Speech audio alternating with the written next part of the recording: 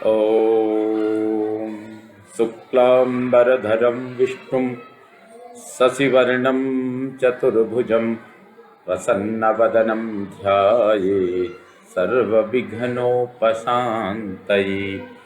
लक्ष्मीनारायणं वन्दे तद्भक्तप्रवरो हि यः श्रीमदानन्दतीर्थाख्यो गुरुस्तं च नमाम्यहम्। वेदे रामायणे चैव पुराणे भारते तथा आदावन्ते च मध्ये च विष्णुः सर्वत्र गीयते। सर्वविघ्नप्रशमनं सर्वसिद्धिकरं परं सर्वजीवप्रणेतारं वन्दे विजयदं हरिं। भवतां समेषां श्रीमद् वाल्मीकि रामायण पारायणोपक्रमे हार्दं स्वागतम् अभिनन्दनं च। साम्प्रतं सुन्दरकाण्डस्य 58 सर्गः प्रचलति। इस 58 सर्ग के 127वें श्लोक से यह भाग आरंभ होने जा रहा है। तमक्षमागतं भग्नं निशम्य सदशाननः ततश्चेन्द्रजितं नाम द्वितीयं रावणः सुतं व्याधिदेश सुसंक्रुद्धो बलिनं युद्धदुर्मदम्। अक्षय कुमार युद्ध भूमि में आया और मारा गया। यह सुनकर दशमुख रावण ने अत्यंत कुपित हो अपने दूसरे पुत्र इंद्रजित को, जो बड़ा ही रणदुर्मद और बलवान था, भेजा। तच्चाप्यहं बलं सर्वं तं च राक्षसपुङ्गवं नष्टौजसं रणे कृत्वा परम हर्षमुपागतः। उसके साथ आई हुई सारी सेना को और उस राक्षस शिरोमणि को भी युद्ध में हतोत्साह करके मुझे बड़ा हर्ष हुआ। महतापि महाबाहुः प्रयत्नेन महाबलः प्रहितो रावणेनैष सह वीरैर्मदोद्धतैः।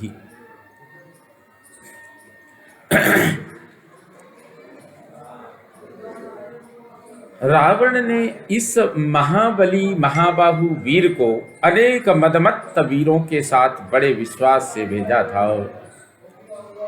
सौविषह्यं हिमां बुद्ध्वा स्वसैन्यं चावमर्दितं ब्रह्मणोऽस्त्रेण सतु मां प्रबद्ध्वा चातिवेगिनः रज्जुभिश्चापि बध्नन्ति ततो मां तत्र राक्षसाः।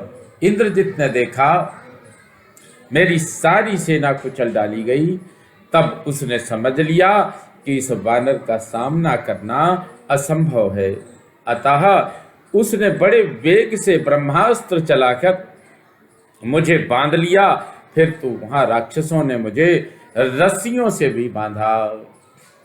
रावणस्य समीपं च गृहीत्वा मामुपागमन् दृष्ट्वा सम्भाषितश्चाहं रावणेन दुरात्मना पृष्टश्च लङ्कागमनं राक्षसानां च तं वधं तत्सर्वं चरणे तत्र सीतार्थमुपजल्पितम्।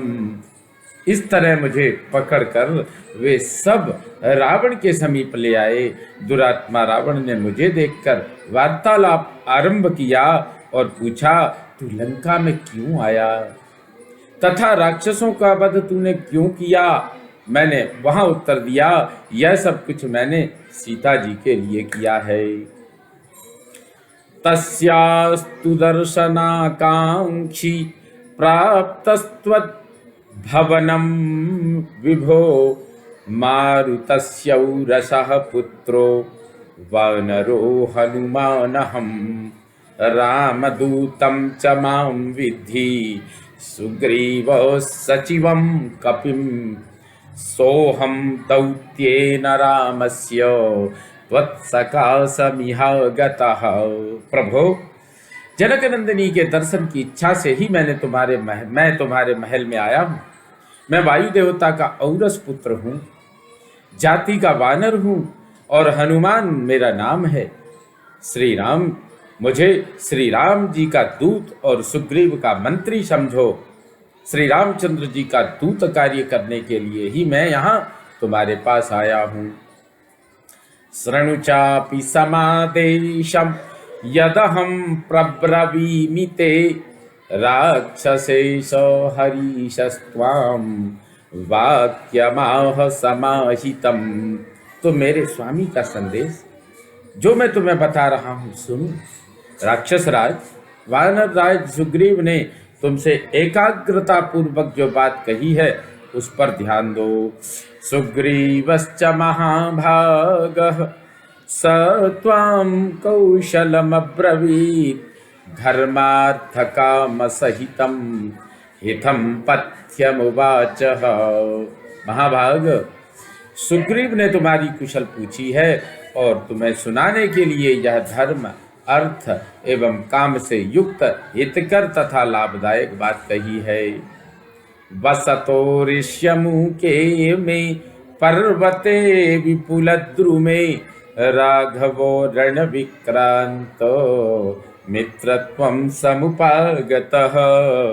जब मैं बहुसंख्यक वृक्षों से हरे भरे ऋष्यमुख पर्वत पर निवास करता था, उन दिनों रण में महान पराक्रम प्रकट करने वाले श्री रघुनाथ जी ने मेरे साथ मित्रता स्थापित की थी। तेन में कथितं राजन भार्या में रक्षसा हृता तत्र साहाय्य हेतोर्मे तत्र साहाय्य हेतोर्मे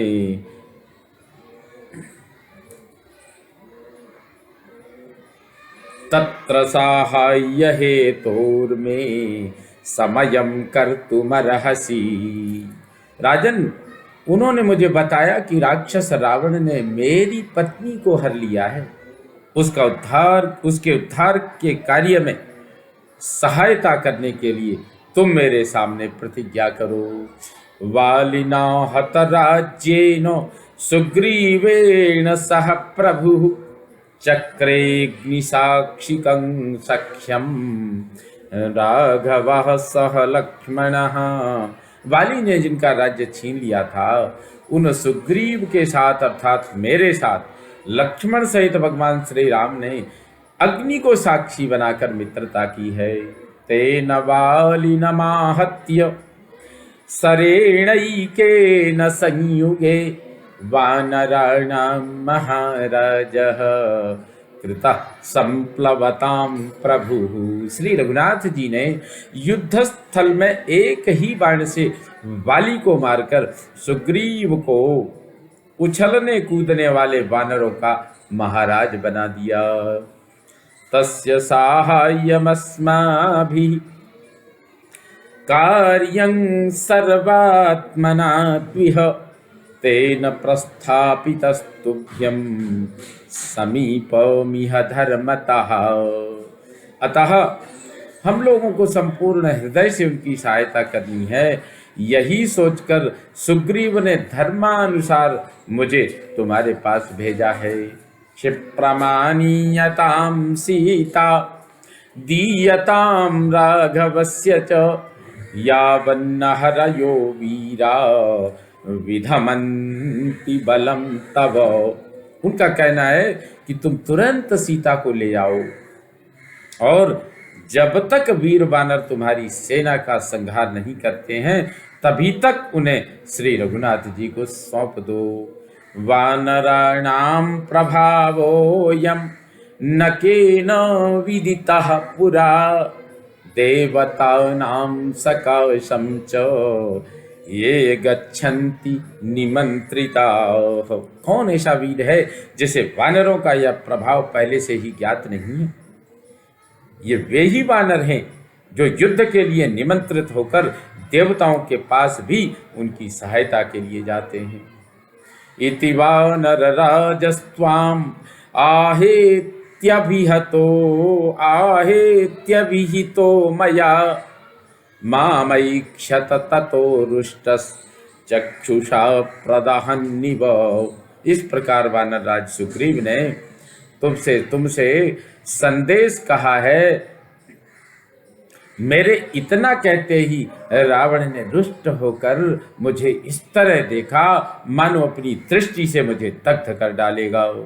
तेन बध्योऽहमाज्ञप्तो रक्षसा रौद्रकर्मणा मत्प्रभावमभिज्ञाय रावणेन दुरात्मना। भयंकर कर्म करने वाले दुरात्मा राक्षस रावण ने मेरे प्रभाव को न जानकर अपने सेवकों को आज्ञा दे दी कि इस वानर का वध कर दिया जाए। ततो विभीषणो नाम तस्य भ्राता महामतिः तेन राक्षसराजश्च याचितो मम कारणात्। तब उसके परम बुद्धिमान भाई विभीषण ने मेरे लिए राक्षस राज रावण से प्रार्थना करते हुए कहा, नैवं राक्षस शार्दूल त्यज्यतामेष निश्चयः राजशास्त्रव्यपेतो हि मार्गः संलक्ष्यते त्वया। राक्षस शिरोमणि, ऐसा करना उचित नहीं है। आप अपने इस निश्चय को त्याग दीजिए। आपकी दृष्टि इस समय राजनीति के विरुद्ध मार्ग पर जा रही है।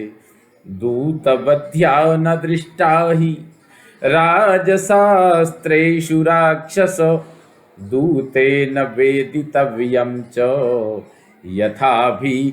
यथाभिहितवादिना।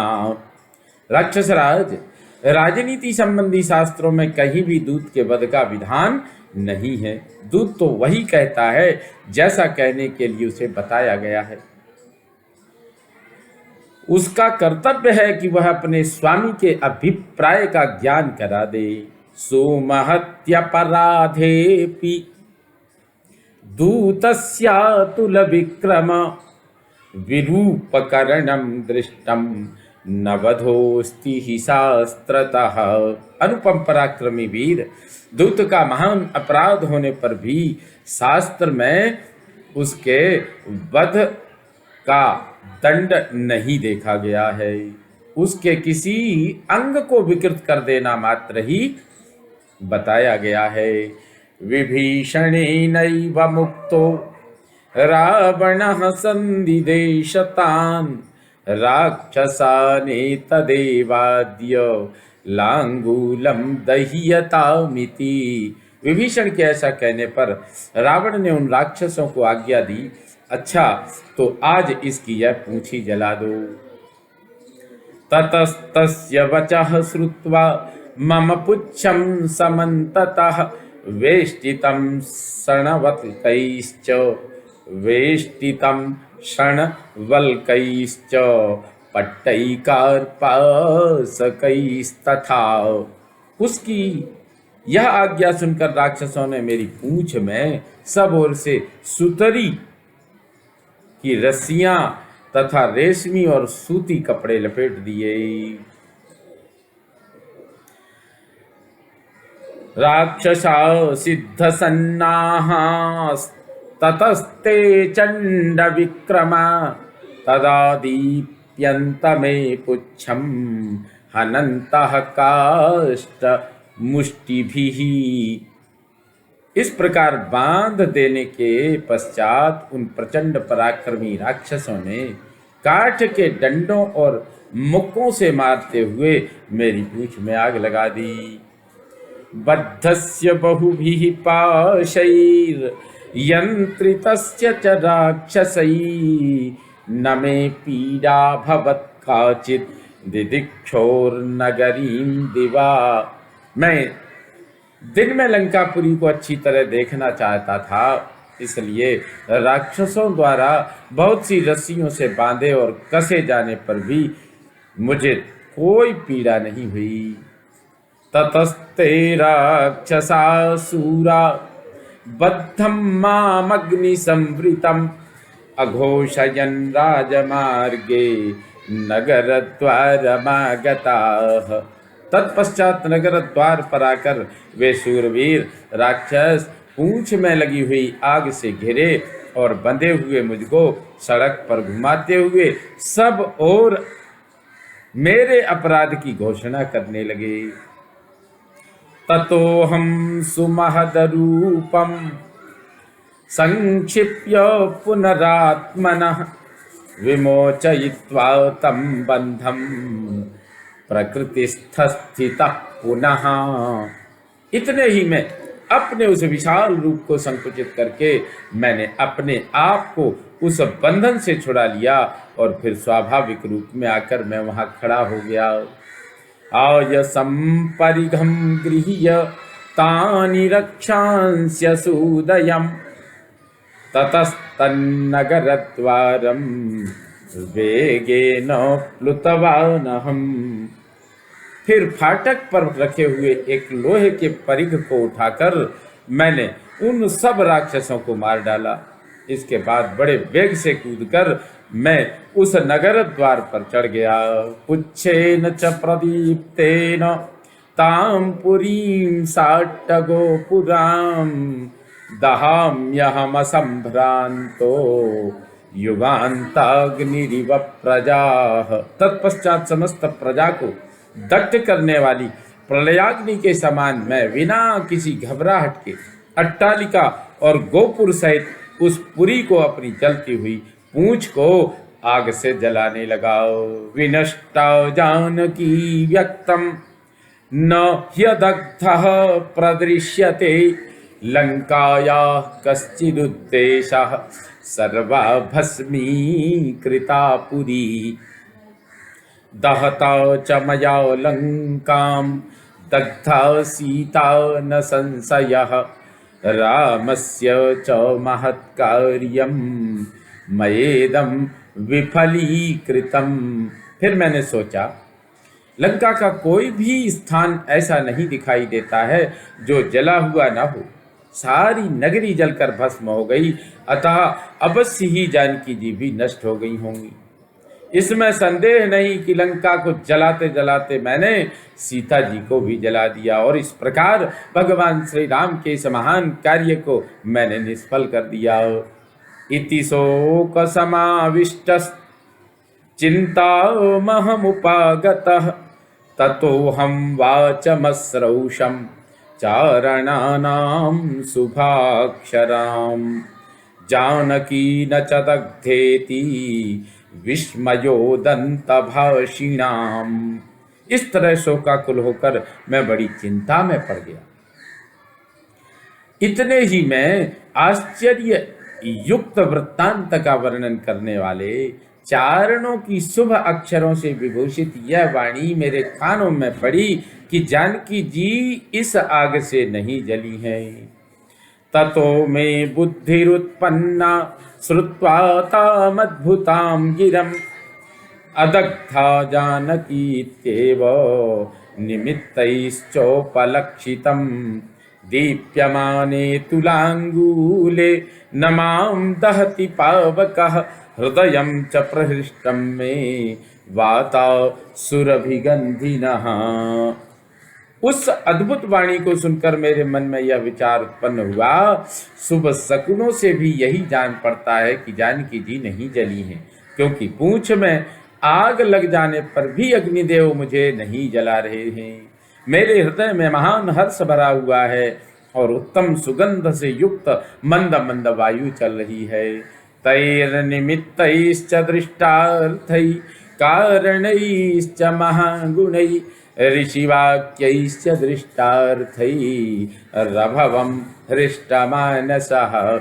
जिनके फलों का मुझे प्रत्यक्ष अनुभव हो चुका था, उन उत्तम शकुनों महान गुणशाली कारणों तथा ऋषियों चारणों की प्रत्यक्ष देखी हुई बातों से भी सीता जी के अनुकूल होने का विश्वास करके मेरा मन हर्ष से भर गया। पुनर्दृष्टा च वैदेही विसृष्टश्च तया पुनः ततः पर्वतमासाद्य तत्रारिष्टमहं पुनः प्रतिप्लवनमारेभे युष्मद्दर्शन कांक्षया। तत्पश्चात मैंने पुनः विदेह नंदिनी का दर्शन किया और फिर उनसे विदा लेकर मैं अरिष्ट पर्वत पर आ गया। वहीं से आप लोगों के दर्शन की इच्छा से मैंने प्रतिप्लवन यानी दोबारा आकाश में उड़ना आरंभ किया। अतः स्वसन चंद्रार्क सिद्ध गंधर्व सेवितम पंथानमहमाक्रम्य भवतो दृष्टवानिह। तत्पश्चात चंद्रमा, वायु, सिद्ध, सूर्य, सिद्ध और गंधर्वों से सेवित मार्ग का आश्रय ले यहाँ पहुंचकर मैंने आप लोगों का दर्शन किया। राघवस्य प्रसादेन भवतां चैव तेजसा सुग्रीवस्य च कार्यार्थम मया सर्वमनुष्ठितम्। श्री रामचंद्र जी की कृपा और आप लोगों के प्रभाव से मैंने सुग्रीव के कार्य की सिद्धि के लिए सब कुछ किया है। एतत् सर्वं मया तत्र यथावदुपपादितं तत्र यन्न कृतं शेषं तत्सर्वं क्रियतामिति। यह सारा कार्य मैंने वहाँ यथोचित रूप से संपन्न किया है। जो कार्य नहीं किया है अथवा जो शेष रह गया है वह आप लोग पूर्ण करें। इत्यार्षे श्रीमद् रामायणे वाल्मीकिये आदि काव्ये सुंदरकांडे अष्टपंचाशः सर्गः संपूर्णतां याति। ओम पूर्णमदः पूर्णमिदं पूर्णात् पूर्णमुदच्यते पूर्णस्य पूर्णमादाय पूर्णमेवावशिष्यते। ओम शांति शांति शांति। सर्वे भवन्तु सुखिनः सर्वे सन्तु निरामयाः सर्वे भद्राणि पश्यन्तु मा कश्चित् दुःखभाग् भवेत्। ओम शांति शांति शांति। श्रीरामचंद्रो विजयते तराम।